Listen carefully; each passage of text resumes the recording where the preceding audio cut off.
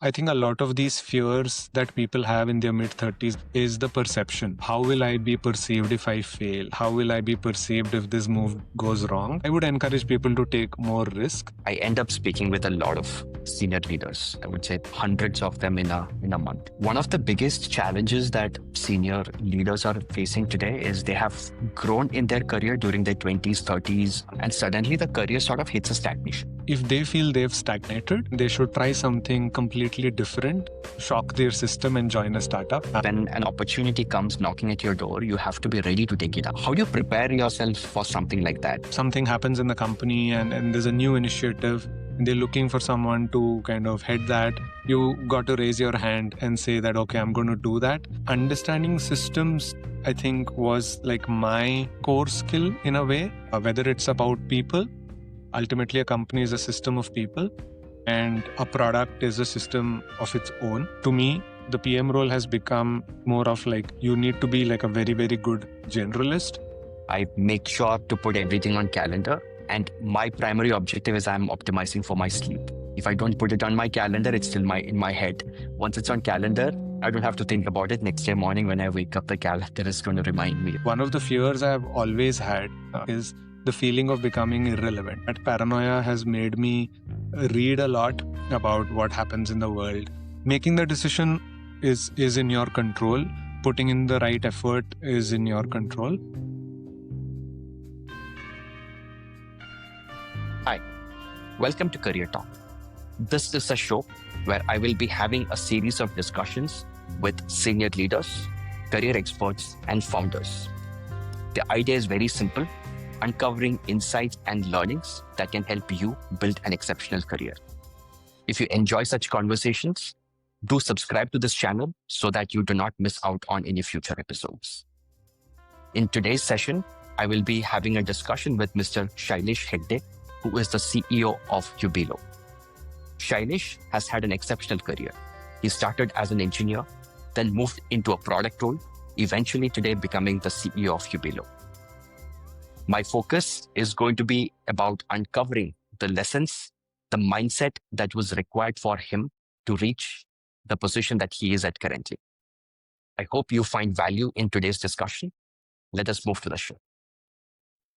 So hi, Shailesh. Welcome to Career Talk. It's a pleasure to have you on this show. I've been following your work for quite some time, and that is the reason why I reached out to have this conversation with you. So very excited to have you on this show. Thanks so much for having me. Nice to be here. After joining Hubilo, you started as a VP product, right? I see that you stepped up on design into your scope, then you had marketing into your scope, and then eventually you went into that entire P&L responsibility and taking up the CEO position. So my question is, how can somebody plan for something like that? Is it something that is in control of an individual, or is it situational in nature? What's your take on that? I would say it's more situational. While you can aspire to kind of get that role, I think a lot of things have to happen, or as I say, stars need to align the right way for these things to happen. And in a lot of ways, for me, it was very unexpected as well. But I was always interested in doing broader scope things. And that stems from the early on journey of moving from engineering to product, because that's a broader role. And then from product, you understand what marketing is, how sales happening, what's customer success dealing with. And then you get an appreciation for all of those roles, you get a better understanding of it. And you feel that, okay, when you have sort of a 10,000 foot view into all of those functions, you feel this is how an entire business works. And it'll be really interesting to kind of lead that entire piece. So that's how I guess it evolved. But it was very situational for me. And I think even in general, it's perhaps very, very situational. Depends on where the company is, what the founders want to do in the future or in the company. And if you are in the right position in order to take on, additional responsibilities. However, I think if people aspire to become the CEO or head the entire company, there are lots of things that you can do and add to your skill set, which will then prepare you when the timing is right. So I think being a product manager is a great starting point for that, because in general, the role demands that you have like a good overview of the business. You go in and solve problems, not just product problems, but you go and figure out pricing problems and customer retention problems. So a PM is a great fit in that sense. So if someone aspires to be a CEO, I think adding all of those skills over a few years of being a PM or director PM or any senior leader, I think that'll prepare them well for when that opportunity comes, whether it's in the current company or in a future company. When I look at your career, right, I think one thing I can consistently see as a signature of your career is that the scope has always increased in your Hmm. case. You're saying that it's situational, but Uh-huh. I'm also sure that when an opportunity comes knocking at your door, you have to be ready to take it up, Uh-huh. right? How do you prepare yourself for something like that? Because for a lot of people, taking an additional function altogether under them, it's very overwhelming in nature. How would you typically approach such an expansion in scope of the work that you do? Yeah, yeah. I guess a few things there. And this, I guess, if you looked at my career, happened more in the second half of my career. I think it's about mindset also. Perhaps in the first half of my career, I wasn't really looking to expand, very honestly. But in the second half, I guess something clicked for me, or a switch went on, that I want to do broader things. I want to do higher impact pieces. It has a lot to do with the amount of trust that a company has and that you build with the company, because your leadership needs to give you those responsibilities, and you need to first of all earn that respect first in your current role. I think that is super important, and express the desire that, hey, if something interesting or new comes along, I'd be more than happy to contribute. And it doesn't have to be super formal. If you are interested, I feel you can always go and work for any other department in a part-time role as well.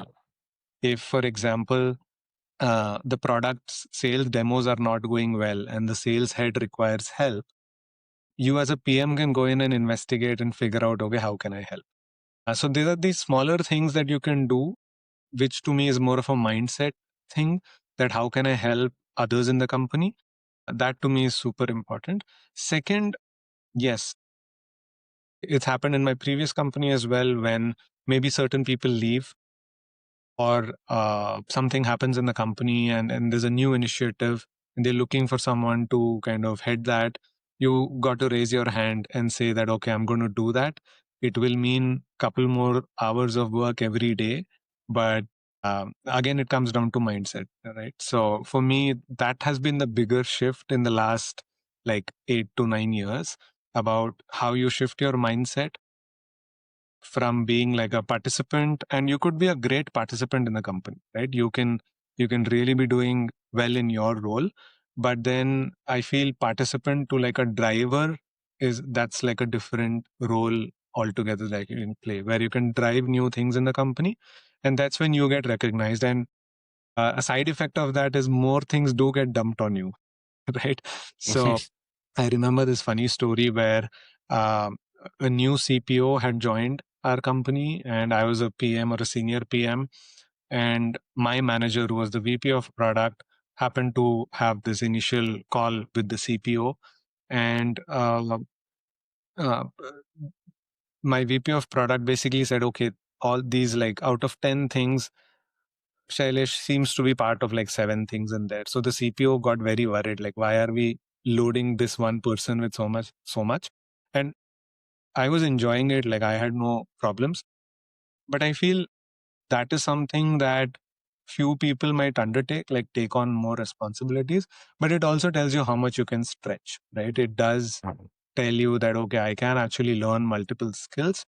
Because eventually, if the aspiration is to start your own company or become the CEO or whatever, all of those skills come in handy. So I always think of it that way, that today it may be like extra effort, but that's going to come in handy at some point in the future. I think one more career transition, which was very interesting, and a lot of engineers also contemplate, is what you did almost a decade back, right? you decided to consciously move from an engineering role to a product role. And I feel that has also been foundational to what has panned out in the rest of your career, right? So, how do you make such a decision, right? What prompted you to move from an engineering to a product role? What was the thought process behind it? Couple of things. Frankly, I was bored. I was bored in that role. It was interesting to a point, but at the same time, I felt like growing in that specific branch would not have been like super interesting for me. Also, I don't think I was very good at it, frankly, right? And I was always interested in something broader, something which is a wider set of things that I could experiment with. Um, and I guess by nature, I've been more of a systems person. Like I want to understand how systems work, whether it's a company as a whole or whether it's a software system. So I've been more of that type of a person who understands that better. I felt that's where I will have more fun. So making the decision is in your control. Putting in the right effort is in your control. But of course, you have to be lucky to get a break into product management, because back then around the 16-17 time frame, which is when I got into PM, the role was not that well defined in India. It was mostly in the US. I guess accidentally I kind of fell upon this role. Now it's become the thing, or at least in the last 6 years, it's become the thing. So somewhere, some luck, some timing, but at the same time, like a lot of effort also to kind of shift, because that can be unnerving, right? I guess I was 29 almost when I made that shift. So you are pretty much starting from zero and trying this new thing. That can be unnerving for many people. Luckily, in my company, a PM role opened up, and I was able to interview for it, because getting a PM role without any experience is extremely difficult. People have to like really take a chance on you. But there are a few things that you can do. For example, doing a course. Even without doing a course, there are a bunch of things you can do to make that shift happen, but it has to come from you. Like you have to really, really drive that change. What is the fundamental skill behind product talent, right? If you are a product manager, what is that skill that will really differentiate you from an average or a good product manager and make you a great product manager? In hindsight, I think what worked for me, because the PM skill is also like there are different specialities in PM, but just in general, if I have to say, understanding systems, I think was like my core skill in a way, which helped me become a PM. Whether it's about people, ultimately, a company is a system of people, and a product is a system of its own. So just understanding that entire system of how people interact with each other, how they interact with a product, why do they even look for something like a product? That's sort of at the highest kind of at the very basic level. And then of course you have all the other skills, right? Like you have to be able to talk to people and understand requirements, or like invent on their behalf. You have to talk internally, convince people. You have to figure out how to sell this thing, how to market this thing. You have to navigate through various challenges within a company. If it's large enough, there'll be like lots of other challenges you have to navigate through. But ultimately, I think if you have the way a system works, you have a good understanding of that, everything else follows from there. There's obviously other nuanced skills like design, data analysis, now AI, and applying it in the right way. But to me, it's more about, do you understand a system as a whole? So when you're, let's say, hiring for your team, right? If you're hiring at a senior product manager or director product, group product manager level, there is always previous track record of what you have done that you look for, right? And then make evaluation basis that. Mhm. But how do you hire product talent at an entry level? Hmm. What kind of skill set would you look for in a fresher Yeah. that that is an indication that this person could be a good product talent? I think before skill, I would look at the drive that they have, because the product role is an extremely challenging role. and I want to understand what is the drive behind why they even feel they want this role. The other piece that I would look at is in their communication and their way of working, right? For example, as a PM, you need to be extremely proactive. Agency is the word. Like, you have to have a lot of agency, which means that you need to think ahead of time. You need to get things going. So I think a few questions around their daily life, or how in general they've operated in their current role, will give me a hint about their agency quotient, if I may say so. Because that to me is like a very, very strong indicator of someone who can becoming a good PM. Those will be the two things that I first check for. And then I'll move over to the skill part, which could vary from based on the exact role that I'm looking for. If it's a design heavy role, I might look at how they've envisioned certain things in the past for their product. I might give them a product design problem on the fly over there. If it is a data heavy role, I would understand their strengths and weaknesses around data analysis. I might come up with a problem statement that we both walk through in that conversation. If it's something that is extremely like user centric, I'll try to understand if the person can actually build user centric products. Like, how do they talk to people? How do they respond to challenges within the company? It could be due to politics, it could be due to other things, but as long as they understand people well, they should be able to build those products well. So I think the skill set piece will be a bit more nuanced depending on the type of role you want to fill. But the first two things, especially for the entry level, I think those two skills, I would call them skills only because I feel they can be developed. I was not particularly good at those early on, but I think, yeah, once the person has an intent to get better at it, I think those can also be done. So in your the last two stints, right, has been focused on web conferencing or video conferencing as a product, right? I'm looking at Blue Jeans and let's say Hubilo, Yeah. right? Um, do you feel depth in a particular area is more critical for success in a product role, or is it also okay to go and have breadth in your career across different industries, different sectors, different type of products, different type of customer persona? Mm. Which one would sort of give a person edge in their career? Mm. I think the answer to that question has changed over time for me. Early on, I would say depth would have been a strength, especially when the PM role is new.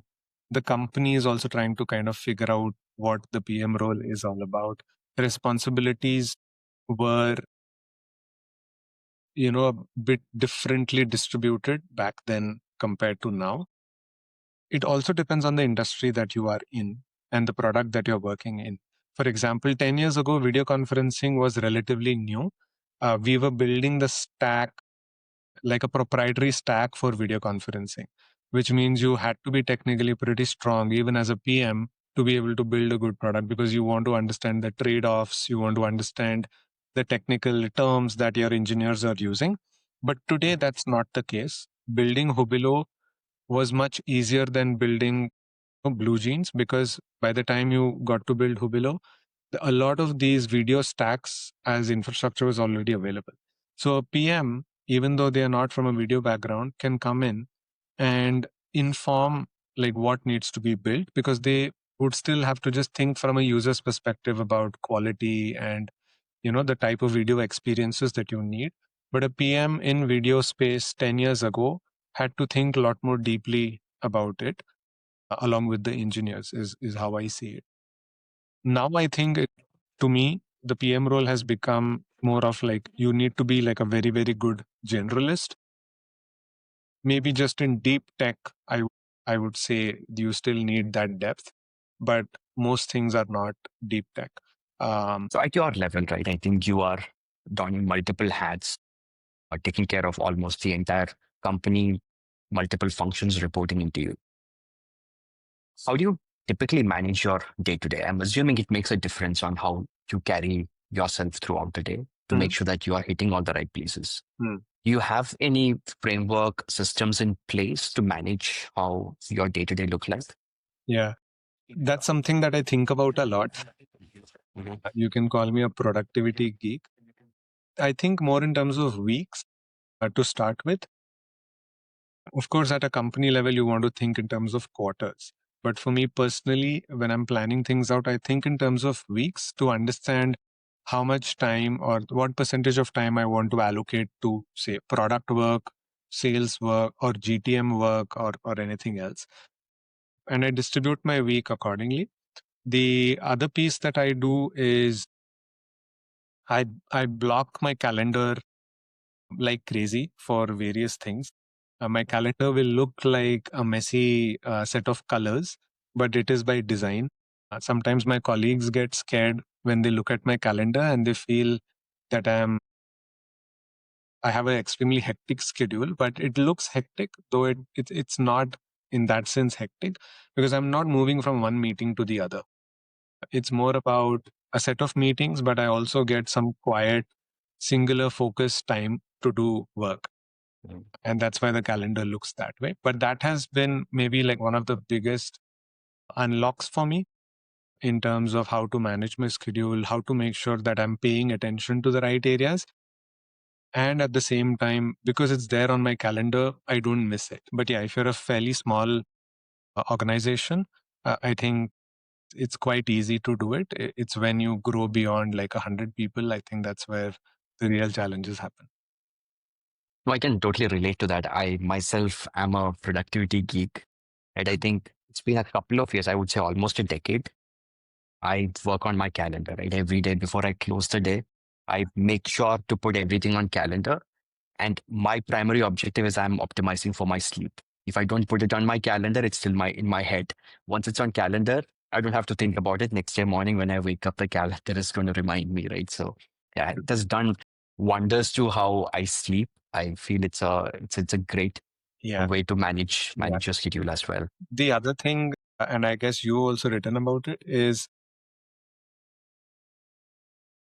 just lock away my time for working out.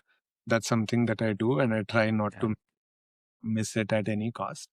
And that has actually helped a lot, like especially in just managing stress or whatever it is, not missing or trying to be as consistent as possible. That is another way. Again, it contributes to time management as well because it makes you better at the other things. Right. So in my line of work, right, purely because of the profession that I am in, I end up speaking with a lot of senior leaders. I would say hundreds of them in a month. One of the biggest challenges that senior leaders are facing today is they have grown in their career during their 20s, 30s, up to like mid 30s. Hmm. And suddenly the career sort of hits a stagnation. One of the fears I've always had, even going 10, 12 years back, is the feeling of becoming irrelevant. Right. So I think that paranoia has made me read a lot about what happens in the world, keep myself up to date. Uh, and I usually am the person or want to be the person, at least in the tech world, who's kind of very, very up to date on what the ongoings are. Nowadays, it's extremely hard to keep up because things are moving at such a great pace. But I've just selected a few things that I care about to stay updated on as a result of it. To me, I guess, especially when you're in your mid 30s, early 40s, it's probably important to know where do you want to contribute. It's completely okay to not keep getting a bigger title. That's my point of view. It's okay to be at a director level for a few years as long as you are excelling in that role. And you can be a director at a 50% company and then go be a director at a 500% company. I think the experiences will be very, very different, and you can still see it as growth, in my opinion. So I think not having that pressure on oneself that, hey, after a director I better become a VP, otherwise it's no use. I feel that somewhere is a false assumption. To me, it's a mindset thing again, that I need to be comfortable with being at whatever role, but as long as I'm evolving every 2 years, that to me is an indication of growth. Two, I would say, especially folks who've done really well until their mid 30s and have some financial buffer, so to speak, I would really encourage them to go start out on their own and give that a shot, because that is to me sort of the pinnacle of like career growth in that sense, right? Like where you've established your own business and you are running your own company, and that gives you a lot of freedom. If it does well, it opens up a lot of things, and you grow as a person, more importantly. So that other option, I know it's the path less taken even now, but that's another option that people should seriously consider, because if they've done well until now, there's no reason why they couldn't do well doing their own company. And as long as you've taken care of the finances for like 3-4 years, that should be, to me, a realistically possible thing. So the third piece I would say is, if they feel they've stagnated, then they should try something completely different. For example, if someone feels they've been at a large company for 6 years, 7 years, and they feel stagnant, they should definitely shock their system and join a startup. That will push them in ways that they didn't know before, and that will help them grow. And at that point, I feel it should not be a monetary decision. It should be more around the experience that you will get. So even if you have to take like a 20-30% pay cut, I think that's worth it, doing it for a couple of years, and be less worried about what the industry will perceive you as, what the following hiring manager will perceive you as. I think a lot of these fears that people have in their mid 30s, early 40s is the perception of how will I be perceived if I fail? How will I be perceived if this move goes wrong? I think I would encourage people to take more risk. How do you think about AI, right? I mean, especially at your level, the kind of work that you do, where do you use AI at this point? Mhm. I'd say I'm a power user at the moment. I use it from a research perspective to understand what's going on in my specific market, what's going on in other markets. I use it for creating marketing copy or things that I feel, okay, if there's a new product that we are building out, I just want to get a feel for what would that copy look like. So I use it for that. I explicitly don't use it for my LinkedIn posts because I feel I want to preserve that, and I want to put in the time, and I want to, just be creative over there. But I use it everywhere else possible. I encourage my teammates to use it across the board, whether it's a salesperson or a marketing or an engineer. I vibe code quite a few things just because it's curiosity for me. And like I said, I was never good at coding. Now I feel anyone can do it. So I vibe code a bunch of different things. I use it a lot for customer research specifically, because I can now create documentation. I can create some examples that I can just send across to customers and get quick feedback on. Earlier, that would have taken me weeks of work. So use it for that. And I do a bunch of side projects. So it helps me do those projects much faster now. So yeah, I've encouraged the product managers to use it for PRD writing as much as possible, while having like a good foundation. Like all of this is great, but you need to have like that foundation in place. You need to know who your customer is, why are you building it, and that's true for marketing and sales. Like all these are tools, but as long as the fundamental pieces are in place, I think these tools are a great addition. I also challenge the team to automate a lot more things, make their time away from a lot of the grunt work that they might be stuck in, and they perhaps don't realize that they can automate it away. Keep questioning every piece of operations that we are doing. as to what can be automated. And now, like, automation has gone next than what it was 10 years ago, right? I guess that's another piece that I am super passionate about. I always have been about automation. And I think it goes back to that systems thinking where I guess I was lazy to do a bunch of things and I always used to find out ways to automate it. Um, and that to me now is on a booster mode. It's at X. So that's super exciting. Um, I want to talk about influence. I think when you are at a CXO position, even like a VP, SVP position, naturally a lot of influence comes through the seat that you are holding. Mhm. But for a mid-career professional, think about senior managers, directors, how do they create influence within their organization? That's difficult, I would say, at a mid-level position, especially if you're in a fairly large company. But to me, it's all in the work that you've put in, because I believe influence happens when other folks, in this case, senior folks, respect your work, believe strongly that, okay, this person understands our customers really well because you are the person who's done 50 customer interviews, right? They believe that this person understands sales really well because you've reviewed like 20 sales calls and you've understood insights from there. So all that boils down to, like, are you doing the work really well or not? And once you've done that, I think people naturally see that you're the most well-informed person on the team.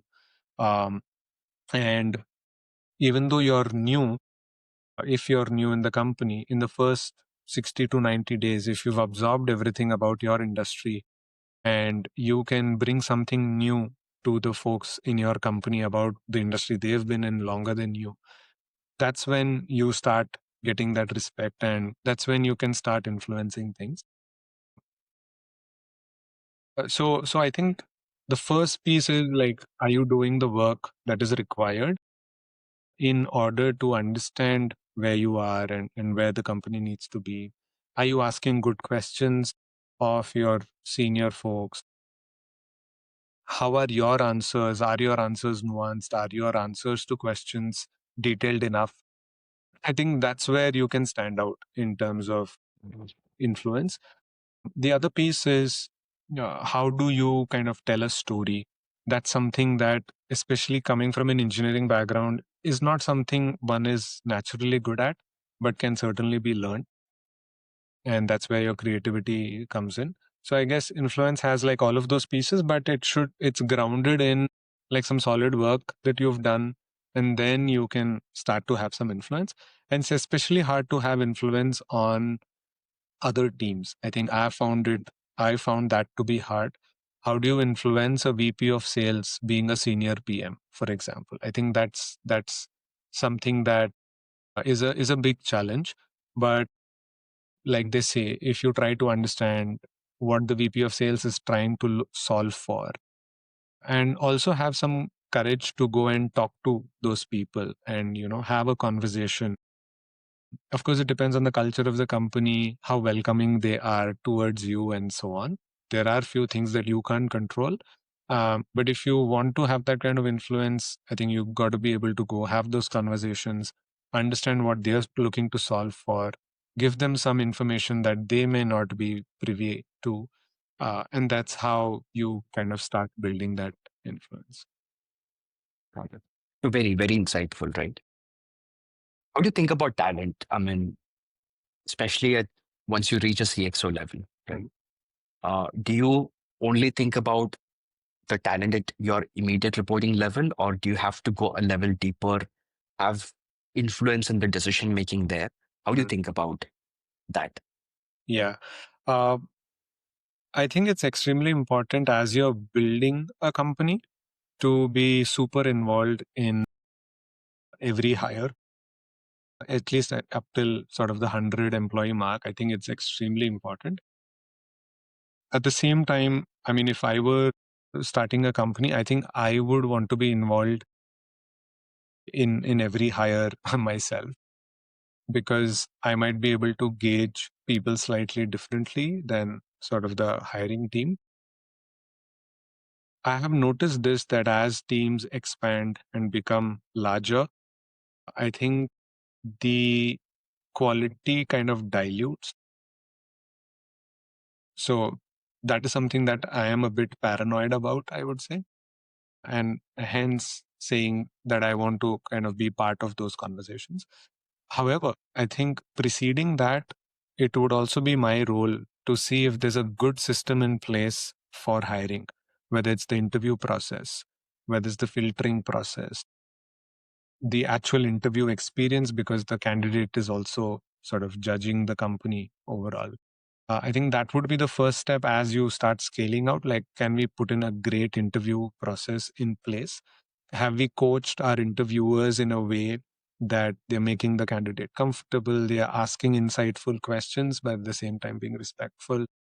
Sometimes you might tend to assume that people know how to run a good interview, but that may not be true. So you think it's more internal to first understand whether we have a good system in place. If you have that, that's great. But I think being involved in at least, like if it's 150-person company, being involved in maybe 2 levels below that is where I would put it. After a point, I suppose it becomes impractical also. But yeah, that initial set of 30-40 people, that is super, super crucial. Great. And this is my last question, right?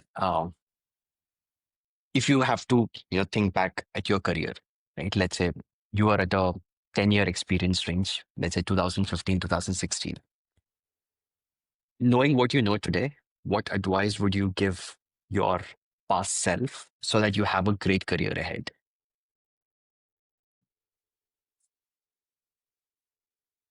I think I would go back 20 years actually, because the first 10 years I felt I was just wandering. So I would give that person some guidance as to not be afraid of taking risks and jumping onto like more challenging things sooner. I think I did a lot more of that in the second half of 10 years, and I feel um that stretch, I don't think I would have changed anything, because every 1.5-2 years I was like challenging myself. But I would really go back to the person who graduated and was a bit shy to kind of take on more challenging things. So I would give that person more courage to kind of take more risks, do things without worrying too much about the result, because it's truly not that devastating if you fail like in your mid 20s. It's okay. So I would just go back and tell that person to be very, very open to new things and to explore like more things. I guess I tended to get into just one lane, and just thought that, hey, that is my lane. But only later I realized, okay, I could have done a lot more things. Superb. Thank you so much, Shailesh. I think really appreciate this. It was Okay. super insightful. I definitely learned a lot, and I'm hoping the audience would also learn from this. No, And thank I you look so much. forward to having more future interactions. Yeah, thank you so much. It was really nice speaking Thank with you. you. Yeah. Thank you, Shailesh.